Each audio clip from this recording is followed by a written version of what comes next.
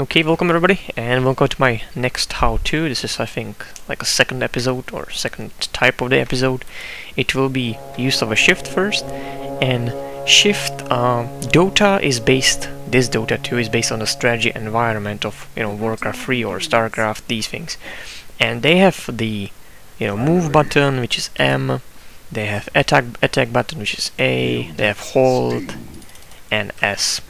Now, the other thing is shift, which is for basically making actions behind of each other. So this is not one action. This is one action, and this is break of that action and another action. That's a little different from the use of a shift. When you do shift, this is basically breaking action. When I do shift, let's say I want to go here and then I want to go here. So I do basically shift like this and this. I don't have to click on anything else. He'll go to this point, and from this point he'll go to the second action. So when he finishes the first action, let's say going here, I do shift here. When he finishes this action, he basically gets to the point of the second action, or does the second action. It can be even going here and stunning this. Now, it can be used in many situations. Most of them are very simple, in Dota at least, because what you do most of the times with this is you are a lot of porting, buying a lot of scrolls of town portal and these things to be basically quick in action. And there can be problem with cancelling your port. I know that. It happened to me very much often. You can see it here probably in my some videos. Definitely you can see I'm cancelling my port. So what you do is basically, and how it's used, I think I didn't say that, it's important, I guess. You basically just, if you want to do the second action or point of the second action, you basically just hold the shift and do these actions. Hold it and do the action, then release it and wait. Or, you can do whatever you want. You can even cancel it. It can be cancelled. Now, so what is important with this? If I want to port on this tower, basically I port and I hold shift. I want to move much more quicker or instantly to this direction, okay, to them basically, to be able to stun them or run after them quicker. And if I wouldn't do that, if I wouldn't do the shift, which means no cancelling, instant movement, I could cancel the port. I would be a little slower. And I would have to basically think like, okay, I have to click in the right situation and then go. With this, I hold the shift, click, I go right away. I can think of the stun, what I will do, and these things. So I think it's very, very important with porting to be basically able to just go there as quickly as you can, and that's basically the idea behind it. Now, it can be used in various situations. I will do basically maybe like a montage, but this is the basic one, basically porting to the line and shift, click, and he will be right away basically there. You can think of what you will do. You don't have to wait for the channeling to basically count it down as as precise as you can.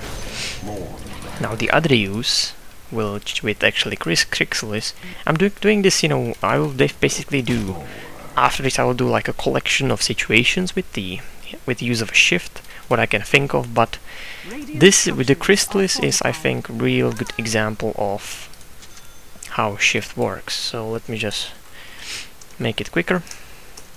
We get the dagger, and then we can start pretty much owning them. I will show you the Chrysalis ulti right now. The ulti is channeling. It channels 2 seconds and then it basically releases. In Dota 2, it waits, as you can see, 1 second. After that, it releases. So I will be doing a tutorial for Dota 2, but Dota 1, it's definitely not forgiving on this. So when you do this and you want to just without the shift, you want to dagger, you have to be very precise. In Dota 2, you can do it pretty easily, but Dota 1, you are definitely missing these few pulses, and you have 6 pulses in the level 1. You don't want to miss any of them because it's much more damage, slow, and these things. Now with the use of a shift, what you do is cast the ulti R, hold shift after that, and blink. and he will right away, instantly again, not cancelling anything, not worrying about anything. You can be basically just looking at here when you basically put the target and thinking about what will you follow that up. You don't have to wait for the channeling again, precise, precise waiting, precise dagger and these things. Now, channeling my alt shift, dagger, and I'm here. Okay? Instantly, I'm not missing any pulses. It's amazing. Now, you can do even 2 actions behind each other, so you can channel alt this, and they are moving here, so we are, just put the movement, additional movement. Now, what is important here to say, if you are channeling and basically putting or porting and putting the action here, you can cancel it. You can cancel it. He will do it eventually. So be careful if you are, let's say, I will do this. Let's say you are porting here and you basically put stun here. You can't cancel it because if you cancel the port, he will do it eventually. You can't really do anything about that. So be careful about these little things. Okay, now it's a time for action, how it works. Again, Dota 2 is friendly to the player. So there's a 1 second delay before he basically it's starting to pulsing. So you are, the thing about this, it's not really about the pulsing, it's more about like you are ready, you know where you'll be going, you are ready basically to do stun or these things, or follow it up with the storm or whatever. Now let's cast the ulti, dagger with a shift. I'm there. They can't really do anything. I can wait even for this to go off and let's say kill them. So as you can see, that's definitely usage, or right usage of a Crixlis ulti.